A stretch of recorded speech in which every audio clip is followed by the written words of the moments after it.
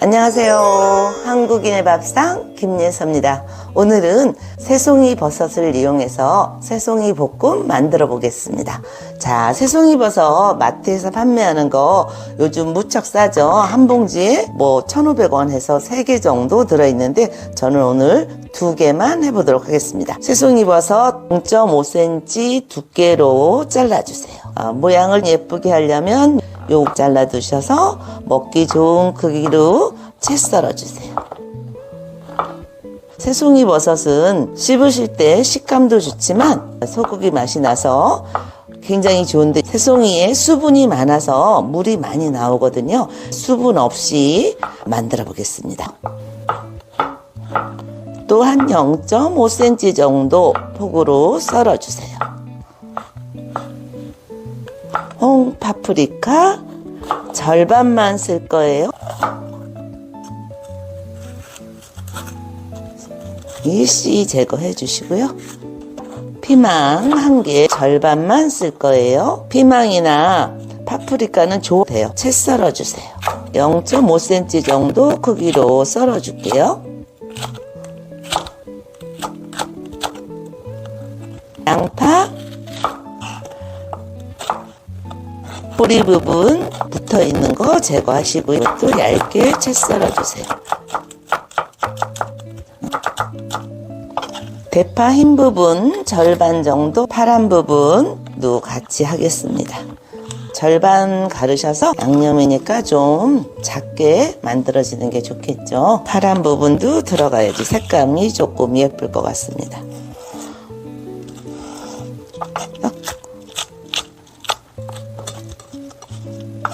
스팸 200g짜리 1개입니다. 짧게 5cm 정도로 길이로 잘라서 간장 1큰술, 2큰술 넣어주세요. 새송이 버섯에는 감칠맛이 없어서 굴소스 1큰술 넣어주세요. 물엿 2큰술 넣어주세요. 저어주세요. 양념장 만들었습니다. 자, 팬에 불 올리시고요. 팬이 따끈따끈해질 때까지 기다릴게요. 새송이 버섯 기름 두르지 않은 상태로 처음엔 센 불로 해서 수분이 나올 때까지 조금 기다리세요.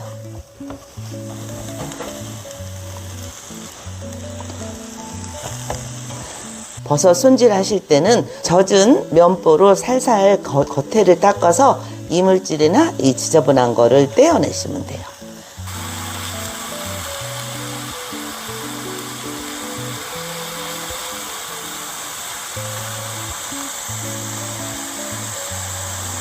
수분이 없어야지 버섯이 훨씬 더 쫄깃쫄깃합니다. 고기보다 훨씬 맛있고 고기 맛을 느낄 수 있게 해주는 거 특히 새송이 버섯이에요.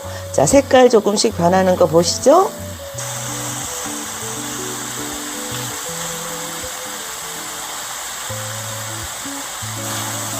다시 한번 뒤집어 주세요.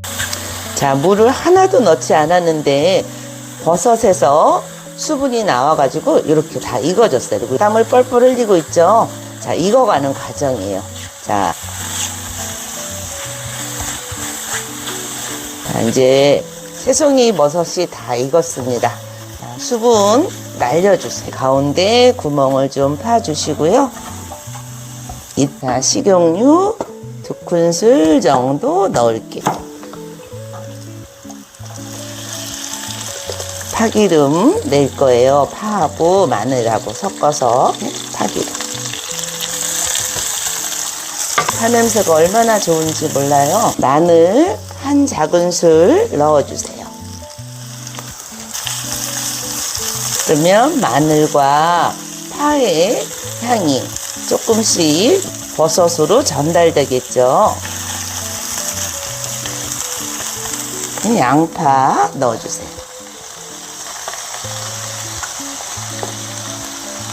요리가 되면 양파의 향까지 버섯에 전달되겠죠. 양파가 어느 정도 익게 되면 만들어 놓은 소스 절반만 넣어주세요. 바글바글 이렇게 끓을 때 섞어주세요.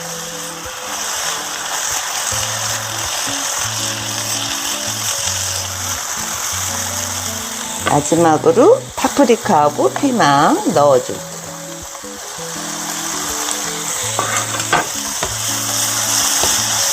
맛을 보시고 간이 또 부족하다 싶으시면 그때 만들어놨던 양념장 추가하시면 돼요. 가운데에 벌려 놓으시고 나머지 양념 절반 남았던 거 또 넣어주세요. 양념장이 바글바글 끓을 때 불맛도 나요. 합쳐주세요. 이제 색깔이 조금 나네요. 센 불로 국물이 없을 때까지 볶아주시면 돼요. 자, 통후추 갈아서 넣어주시고요.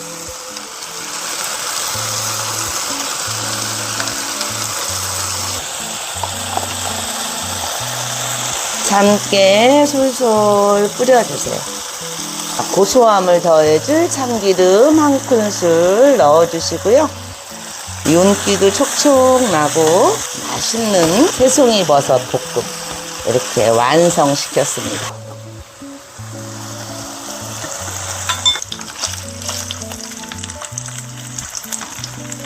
자, 새송이 버섯 볶음 이렇게 완성이 됐는데요. 금방 무슨 요리 같으네요. 자, 이렇게 오늘 새송이를 이용해서 새송이 볶음 만들어 봤고요. 아이들이 있는 가정에서는 스팸을 같이 넣어서 요리처럼 새송이 볶음이 탄생되었습니다. 오늘의 요리 영상이 도움이 되셨다면 좋아요와 구독은 사랑입니다. 저는 한국인의 밥상 김예서였습니다. 감사합니다.